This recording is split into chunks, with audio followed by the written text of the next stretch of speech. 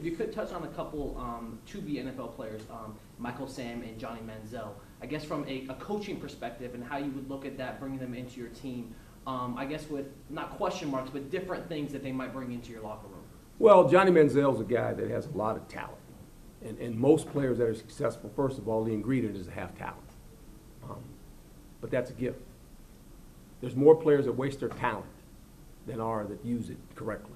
And that's the shame of it. You know, God gives you a gift. I believe God gives everyone a gift. And once you understand your gift, then you kind of got a direction of where you should go. All right? But people are in search of that. But once you find what your gift is, your talent, okay, and Johnny Manziel has this talent of playing quarterback. Is it traditional? No. And that's okay. Well, Johnny Manziel, the guy that has all this talent, be put in a system where he has the ability to use it. If you put him in a box and ask him to be somebody he cannot be, he's going to fail. Now, that's the football part of it. Now, when he leaves the locker room, that's a whole different story. How is his affairs off the field going to affect, not him anymore, affect the organization and the football team?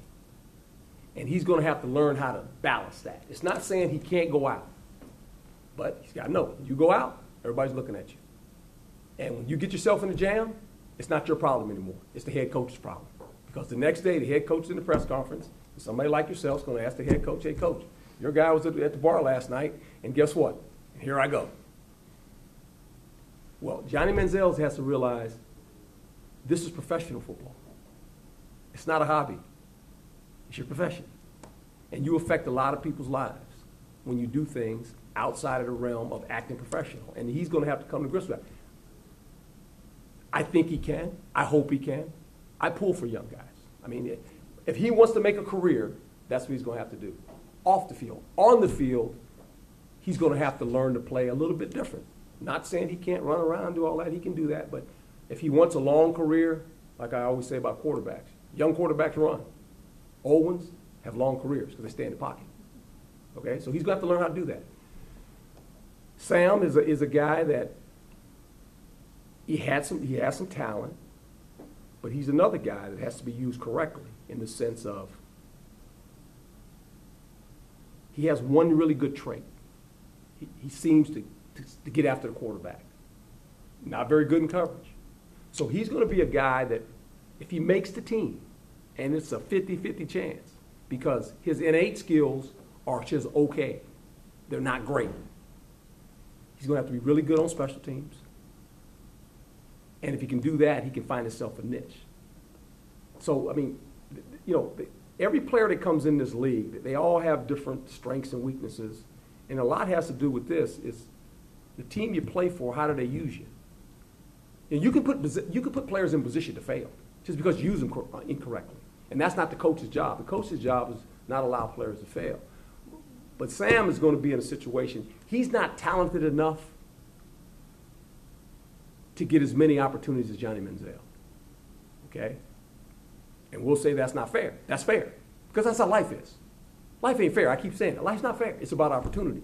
He'll get an opportunity, okay? And he won't get an opportunity because, you know, because he came out and said, you know, I'm a gay football player. No, because he's a good football player. That has nothing to do with it. That's just, that was a media blitz. That was like, oh, you know, who cares? Doesn't matter. You know, football's about a huddle. And we'll talk about this tonight, you know. Maybe the best thing about a huddle is huddle doesn't see color. It doesn't see religion. It doesn't see economical background. It doesn't see anything. It just sees 11 guys going to huddle. We're all on this team. Hey, we gotta work this out. We gotta play together. You know, and kind of life's like that. You know, when you go to college and there's a huddle group that you're in, whether it's 5 people, 3 people, 4 people, who's in your huddle? That kind of tells me a lot about who you are too.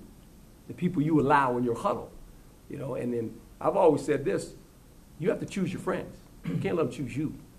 I'll say that tonight, be quite honest. You know, it's easy to choose people when they always tell you, yeah, you're right. You know, but your real friends will tell you, no, you're not right. Okay? So you got to choose your friends. You can't allow them to choose you. So these 2 guys are talented guys. They'll get an opportunity. Johnny will get a bigger opportunity than Sam. But if Sam is given the opportunity to play special teams and maybe rush the quarterback on third down, we'll see. In the notes preceding your arrival here today, you touched on the things that you plan to talk about tonight. I mentioned community service. Yes. Can you talk about the importance of community service? Well, I think that's part of every